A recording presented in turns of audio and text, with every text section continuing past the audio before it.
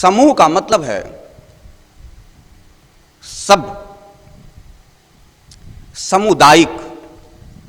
धर्म एक सामुदायिक सम्मोहन है।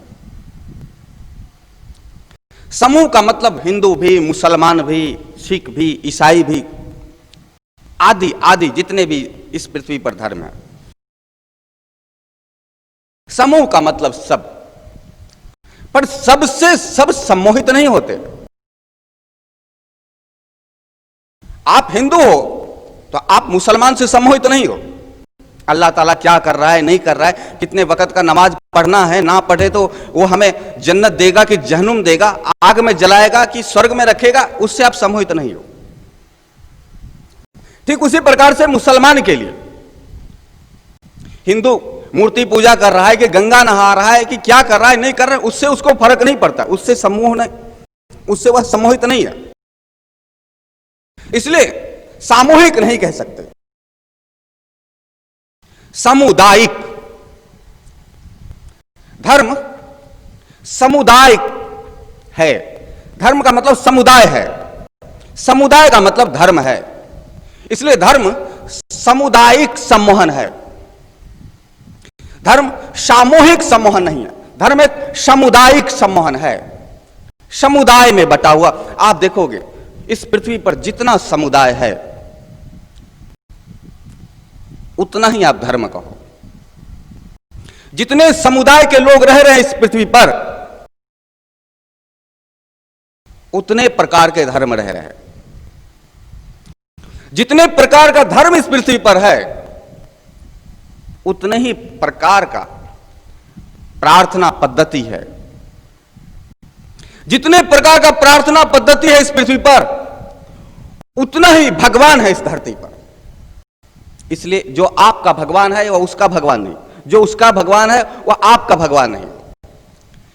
उसको लगता है यह भगवान नहीं है, आपको लगता है वह भगवान नहीं है। आपको लगता है यह भगवान, उसको लगता है यह भगवान। जब आपसे पूछा जाए परमात्मा के विषय में, क्या है परमात्मा, कहां है परमात्मा, तो आप कहते परमात्मा कहां नहीं है, परमात्मा सब जगह। क्या प्रमाण है परमात्मा का? तो आप कहते चांद तारे पेड़ पौधे को किसने बनाया? परमात्मा ने बनाया।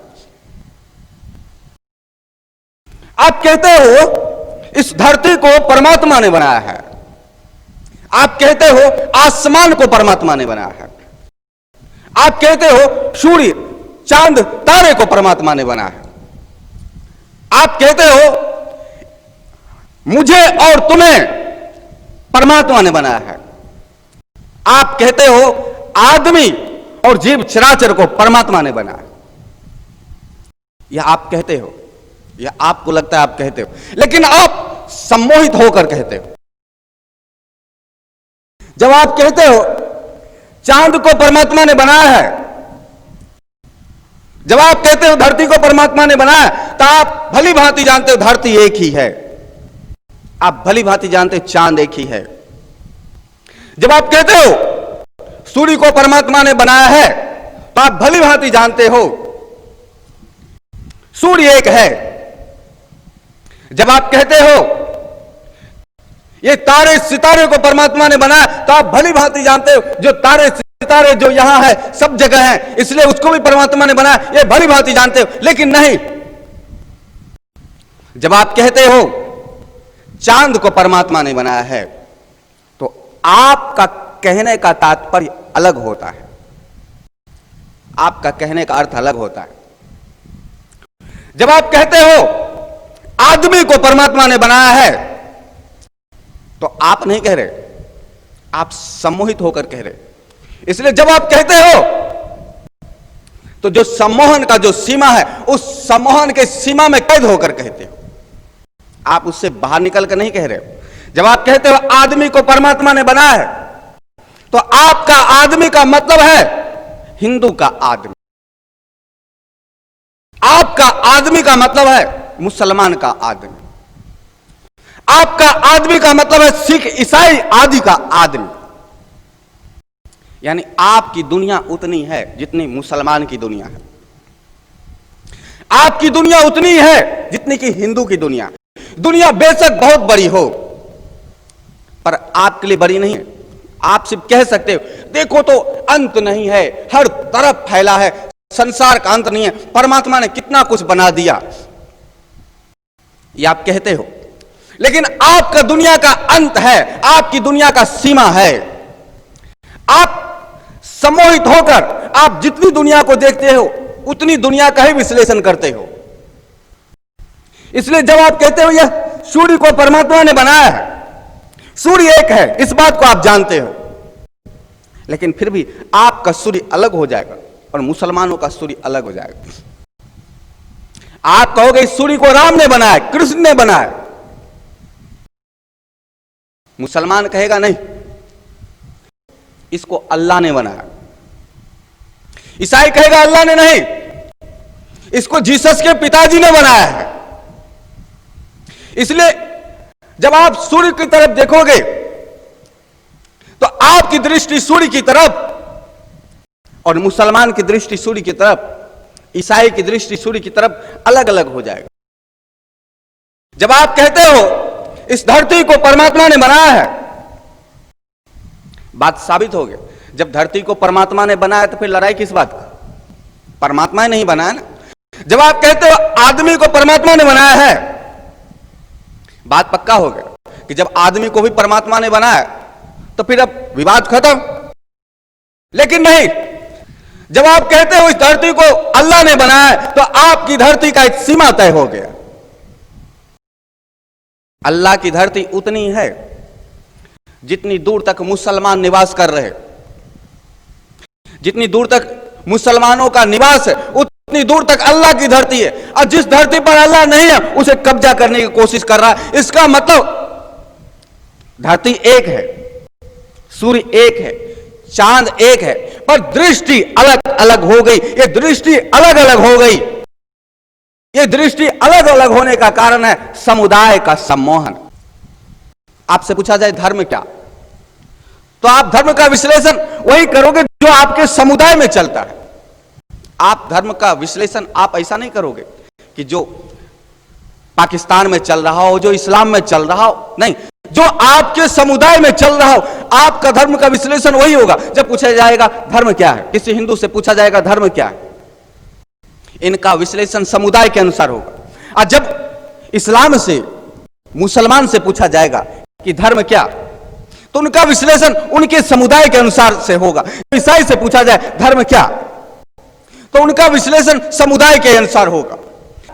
तो जब आप कह रहे हो ये सारे संसार को परमात्मा ने बनाया, तो आपका संसार सारा संसार नहीं होता। आपका संसार हिंदू तक सीमित है, आपका संसार मुसलमान तक सीमित है, आपका संसार ईसाई सिख तक सीमित है, आपका संसार समुदाय तक सीमित है। आप कहोगे सबको परमात्मा ने बनाया, लेकिन नहीं, कहने के लिए तो कहते सबको परमात्मा ने बनाया, यह सिर्फ कहने के लिए है। लेकिन आप समाज से, आप अपने समुदाय से सम्मोहित होकर उतनी ही दुनिया को देख पाते हो। जितनी दुनिया को आपके समुदाय ने दिखाया है आप उतना ही कह पाते हो जितना आप सम्मोहित हो। इसलिए कहने के लिए कहते हो इस संसार को परमात्मा ने बनाया, सबको परमात्मा ने बनाया। जब सबको परमात्मा ने बनाया तो फिर भेद किस बात का? इस धरती को परमात्मा ने बनाया, फिर टकराव किस बात का? बात हो गई परमात्मा ने बनाया। टकराव तो तब हो गया जब आप कहते हैं परमात्मा ने बनाया, तो आपका देखने का नजरिया और दृष्टि अलग हो गया। जब कोई हिंदू कहता है इस धरती को परमात्मा ने बनाया, तो इस धरती का विश्लेषण अलग हो गया। और जब मुसलमान कहता है इस धरती को अल्लाह ने बनाया, तो उस धरती का नजरिया और विश्लेषण अलग हो गया। इस धरती का नजरिया और विश्लेषण अलग होने का कारण है समुदाय से सम्मोहित होकर, समुदाय से सम्मोहित होकर वह व्यक्ति बोल रहा है। इसलिए एक ही चांद है, एक ही सूर्य है, पर आपका सूर्य अलग हो गया और उसका सूर्य अलग हो गया। सूर्य एक है, इस बात को आप जानते हैं, पर जब वह देखेगा तो उसका सूर्य अलग हो गया और आपका सूर्य अलग हो गया। जब वो चांद को देखेगा तो उसका चांद अलग हो गया और आपका चांद अलग हो गया। जब वो आदमी को देखेगा तब फिर कोई हिंदू हो जाएगा, कोई मुसलमान हो जाएगा। फिर आप कैसे कहते हो कि सबको परमात्मा ने बनाया? आप कहने को कहते हो सबको परमात्मा ने बनाया, फिर हिंदू मुसलमान सिख ईसाई का टकराव क्यों, फिर लड़ाई क्यों, और फिर लड़ाई क्यों, तो फिर धर्म का प्रचार क्यों? जब सब कुछ को परमात्मा ने बना दिया तो इसका मतलब, और आप कहते भी हो कि परमात्मा बहुत बुद्धिमान है, परमात्मा बेवकूफ नहीं, तो जब परमात्मा बेवकूफ नहीं है, परमात्मा बुद्धिमान है, परमात्मा सब कुछ को जानने वाला है, परमात्मा से कभी कोई गलती नहीं होती है। यह बात आप जानते हो, और यह बात प्रत्येक समुदाय के लोग कहते हो कि परमात्मा कभी गलती नहीं करता, परमात्मा जो करता है सत्य करता है, परमात्मा जो करता है सही करता है। फिर उससे यह गलती कैसे होगी कि किसी को हिंदू बना दिया, किसी को मुसलमान बना दिया, और फिर उसी के नाम पर यह सब लड़ रहे हैं। हिंदू लाखों मुसलमान को काट देंगे, मुसलमान लाखों हिंदू को काट देंगे, ईसाई हिंदू से नफरत करेगा, हिंदू ईसाई से नफरत करेगा, सिख उससे नफरत करेगा, मुसलमान हिंदू से नफरत करेगा। ऐसा क्यों? एक तरफ तो आप कहते हो कि सब कुछ को परमात्मा ने बनाया, फिर इस परमात्मा से गलती कैसे होगी? परमात्मा से गलती ना हुई। आप जब ये बोल रहे होते हो तो आप समुदाय से सम्मोहित होकर बोल रहे होते, इसलिए आपकी दुनिया एक अलग हो गई। जो सम्मोहित होता है उसकी दुनिया अलग हो जाती, वह इस दुनिया से कट के जीता है। जो रियलिटी का जो जीवन है, जो रियलिटी का संसार है, उस संसार से वो अलग हो गया। अब उस संसार का छाया भर है। चांद को देखता है, एक तरफ कहता है चांद को परमात्मा ने बनाया, लेकिन वह उस चांद को नहीं देखता, वह अपनी समुदाय के चांद को देखता है। हाँ, मेरे समुदाय में क्या है, उसकी दृष्टि वहीं तक जाती जितनी तक समुदाय हो। उसकी नदियां उतनी दूर तक ही पवित्र रहती जितनी दूर तक समुदाय हो। इसलिए जब इस संसार को देखता है कि हिंदू की दृष्टि से देखा जाता है या तो संसार को, या तो मुसलमान की दृष्टि से देखा जाता है इस संसार को, या तो सिख ईसाई आदि की दृष्टि से संसार को देखा जाता है। इस संसार को उतना ही देख पाता है जितना उसको उसके समुदाय के द्वारा आया है, और वह उतना ही कह पाता है इस संसार के विषय में जितना वह सम्मोहित है। सम्मोहन में उतना ही कहा सुना जा सकता है जितना उसको बताया गया है। इसलिए सम्मोहित आदमी कभी अरब को धरती को पवित्र नहीं कह सकता, कभी भारत की धरती को पवित्र नहीं कह सकता, कभी अमेरिका को धरती को पवित्र नहीं कह सकता। सम्मोहित आदमी उसी धरती को पवित्र कह सकता है जिस धरती को उसके समुदाय ने बताया ये पवित्र है। इसलिए हिंदू के लिए काशी पवित्र होगा तो मुसलमानों के लिए काबा पवित्र होगा।